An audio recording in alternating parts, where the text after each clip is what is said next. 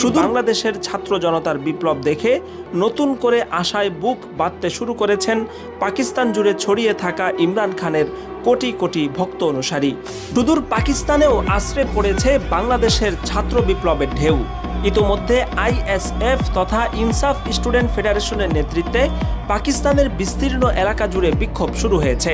দেশটির যুব সমাজের আইডল হিসাবে পরিচিত ইমরান খান প্রায় 1 বছর ধরে কারাবন্দী রয়েছেন।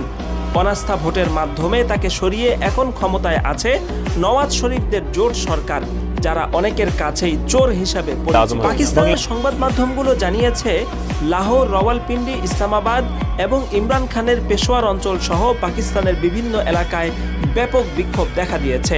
লক্ষণীয় বিষয় হচ্ছে, এসব বিক্ষোভের অনুপ্রেরণা এসেছে বাংলাদেশ থেকে। বিক্ষোভে যোগ দেওয়া অনেকেই জানিয়েছেন, বাংলাদেশের ছাত্র জনতার বিপ্লব দেখেই তারা রাজপথে নামার সিদ্ধান্ত নিয়েছে।